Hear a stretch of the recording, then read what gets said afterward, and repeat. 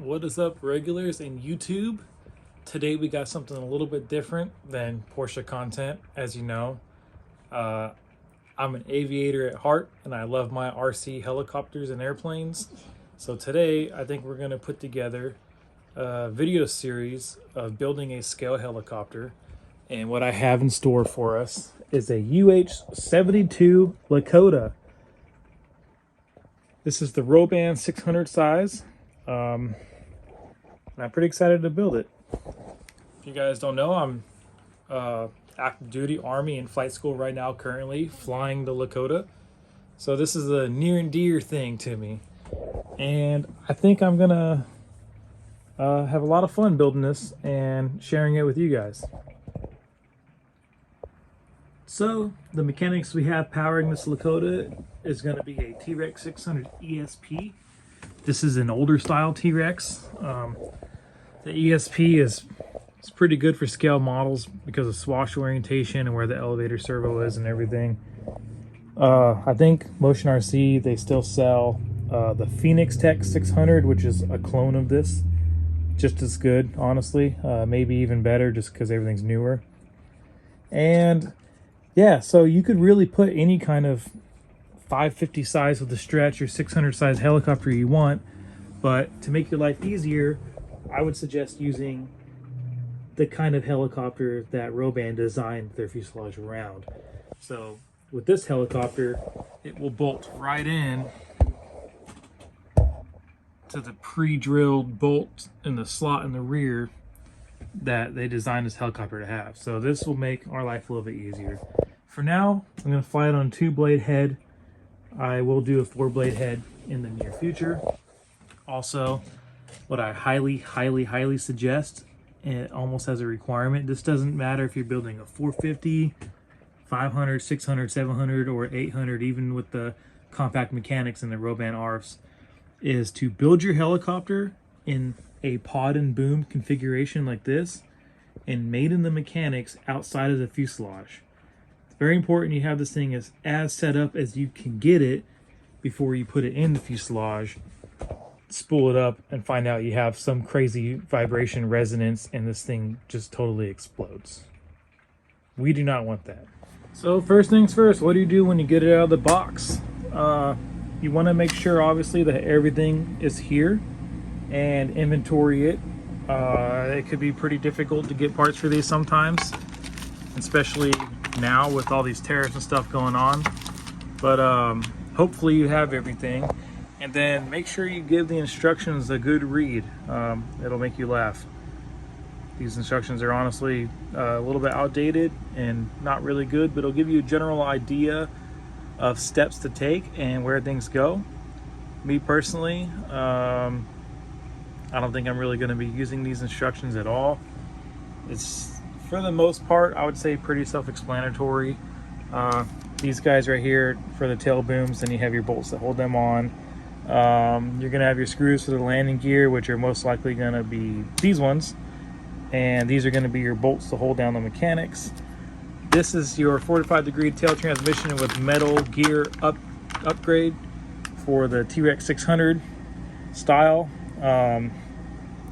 These are shims.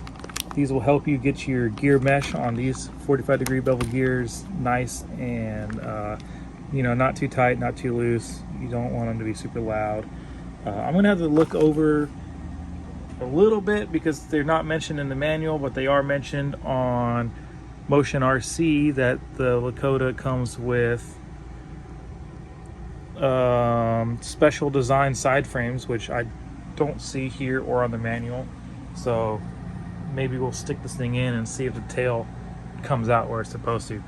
Don't know. These are the things that you have to deal with when you build a scale helicopter.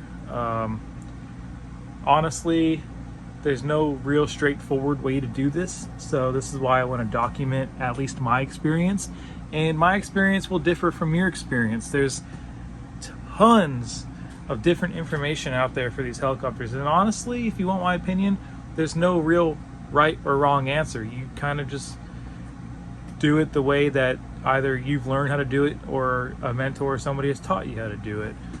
So yeah, whatever makes you happy at the end of the day is all that really matters. and we are gonna get into this. Now, this video format is not gonna be like edited cinematic. I'm honestly gonna do some work, update you on the work, maybe I'll do some time lapsing, and we will get this thing done. Now, this is going to be a long project. It might be short now because I'm going to mount the mechanics in the fuselage, get it flying, but I plan on doing a lot of scale work to this helicopter. As you can see, there is not a single rivet on this thing. So there is a nice blank canvas to do whatever you want. And I plan on doing everything, including repainting this. So make sure that you guys are subscribing, shameless plug, and following this build, because it is gonna be pretty dang awesome, I think. So first step to do is get your drill. Well, first, we're gonna put the landing gear on this thing and make sure it's straight. We're gonna drill the pilot hole with our drill. Once we drill that hole, I'm going to put a little drop of super glue in that hole, and then I'm going to screw the screw down in there. And that's going to give you a nice, robust mounting method that should be strong enough to handle all your landings. I like doing this step first because it gives you something to put the helicopter on the bench with and helps avoid damaging the bottom of your helicopter. All right, so now with the tail boom, we're going to start drilling our holes to get our screws and blind nuts in there. So what you do is, or what I do, is I put one screw and a blind nut in that's held in with CA glue. I'll show you that in a second. And as you can see, this tail boom, I can still move it around and align it. So what I'm gonna do is I'm gonna put the tail boom where I want it to be, which is about right there. And I'm gonna look at my alignment, and as we can see, my torque tube needs to move to the left. So now I'm gonna, since I have the ability to, I'm gonna put my hand in here and grab the mechanics, see if I can shift that to the left. If I can, here we go. You can see the torque tube is in the middle now. So I have a tolerance that I'm able to keep, which means that I can mount this boom where I want without having to have a big old space in it, which I like. But you can see if you move the boom around the torque tube, if you don't have that tolerance, you're gonna want to center this, but I have that tolerance. So right now I'm gonna do the other side. That's gonna do my left and right. And then I'm gonna come back again and make sure that I have this thing centered so the 45-degree transmission is not getting bound up. And I'm gonna start out drilling it with a drill bit the same size as the screw I'm using. And I'm just gonna screw it in there with no blind nut, and that will hold it in. And then once everything is drilled, I'm gonna come back in with a slightly larger drill bit, and I'm only gonna drill the fuselage, not the tail boom. I'll show you that in a minute.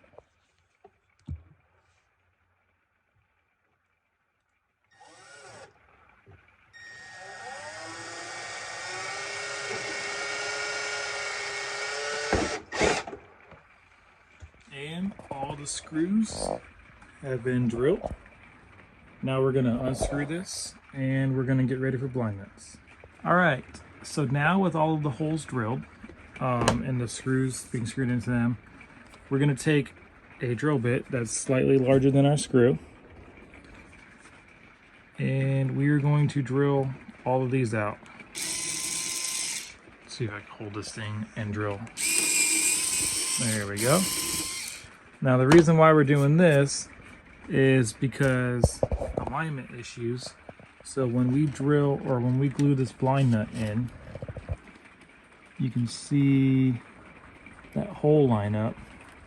If that hole is too small, you're threading a screw into one layer of fiberglass, it's threading into this layer of fiberglass, and it's gonna push on this blind nut and it's basically gonna pop it out. So we do this for tolerance reasons, because you know these things are never going to be perfect.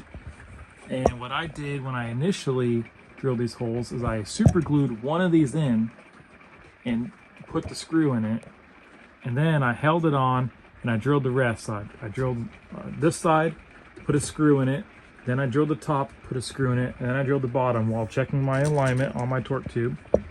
And now I'm going to drill these holes bigger, and I'm going to epoxy these in, and I'm going to hold them in with the screws until the epoxy dries. That is the best method that I have found to do that. There's probably other methods to do this, but this one so far has given me the most reliability. Okay, there are 5,000 billion quadrillion million ways to skin a cat, and this is how I skinned mine. Now this is fiberglass and this is plywood. These are two different materials, so usually my default is epoxy when I'm doing that. Now you can use a thick CA if you want to. Obviously it works, as you can see or not see.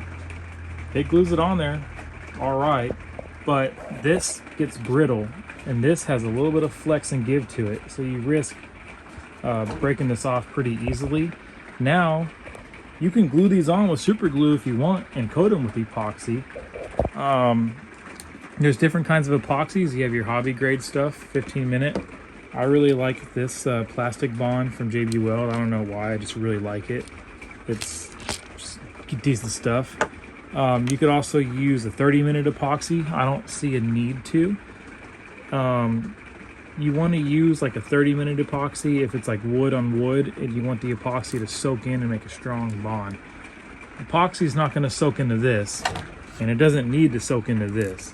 So 15-minute, 5-minute epoxy is perfectly fine. You could also use a Hysol style glue, or you could even use shoe goo. This is a kind of version of shoe goo or E6000 to glue those in.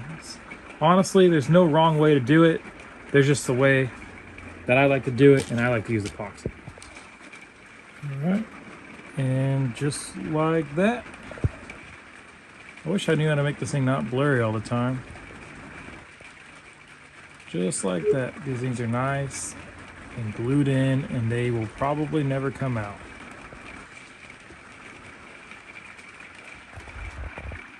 Another reason why I like using epoxy on stuff like this is because, as you can see, these are round corners, so you need some sort of glue to fill in that space when you're gluing something flat to something round. Okay, now what I'm doing is I'm using my Goop contact adhesive and gluing these fins on, just making sure they're nice and straight. And I'm going to put some tape to hold them together. And yeah, this is a pretty straightforward process, but I thought I'd show you anyways. All right, so the mechanics are slid back in, and these guys being glued on are on. And now what I'm doing is I put the 45-degree transmission on. The way you do this is you kind of put the tail on, get it kind of sideways, and mosey this thing in there. And then you're going to try to straighten that up as much as you can to your main shaft, and then you can screw it in from the bottom. Also, I had to Dremel just a little bit right here for my pitch anti-rotation bracket, and it was a little bit more cutting than I like to do because you can see there's wood work going across, but not a big deal, just a sanding disc on a Dremel. So that's also, having a Dremel is an essential tool to building a remote control helicopter like this. As you can see, I left the windows out so I could mess around with stuff. And these mechanics will be in and out plenty of times because eventually the whole inside of this will get painted, and it'll be taken apart again a couple times. That's why there's no windows. It's gonna have a lot of work done to this thing. But right now, all I'm doing is getting the mechanics, or my goal is to get the mechanics mounted in the fuselage and functioning properly, and maybe even a test flight, bare bones, and then tune it from there because I'm on a rotor flight, so it's a little different than your average flight controller to tune this thing and get it right. And then slowly start doing scale detailing. And my dog does not care. You have to excuse me for all the noise, it's raining outside, but yeah, we're gonna start putting this guy on. And I can never get this phone to to focus. This is my YouTube phone that I use for video on YouTube. But yeah, so we're gonna slide this thing on, and there's a rubber or foam thing it's gotta go in, and we're gonna get her in there. All right, now that's slid in. I had to shave off with the Dremel right here in order for my bolts to fit. I guess I probably could have shaved the corners of that tail casing off, but I don't like doing that. And looks like I'm gonna have to shave a little bit off right here because that push rod is touching. Oh, actually, I don't think I will. We will see. And then I still need to tighten these. Looks like this guy right here is a hole for that bolt, but it's off a little bit. I don't know if that's my fault or Roban. So I might have to drill a hole right there so I can tighten the screw. All the joys of building a scale helicopter, nothing ever really goes to plan.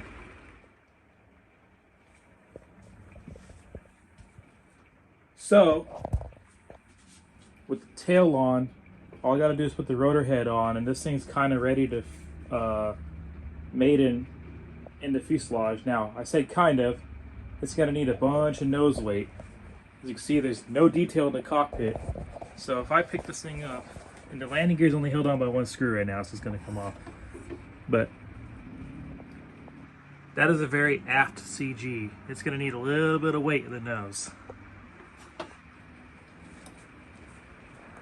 But once I add some weight in the nose and I get this thing ready to fly, I'm gonna fly it like this in the bare fuselage until I add some detail. Also, I'm gonna spool it up, obviously, and check for vibration resonance. There's no bolts holding the top of the fuselage on. It's just the 4 on the bottom, so I may have to support it on top. Let's see.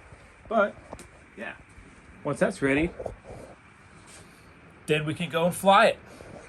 And I'll be wearing this, because this is what you wear when you fly a Lakota.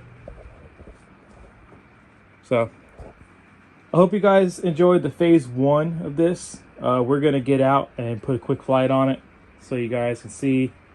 And look forward to phase 2. Phase 2 is gonna be getting on the computer and designing some parts to 3D print for this thing, scaling it out, adding rivets, maybe a paint job. We're gonna build a cockpit floor. We're gonna do a lot of fun stuff to this thing. So stay tuned. Okay, so now what we're gonna do is our first run up. We're gonna check for resonance.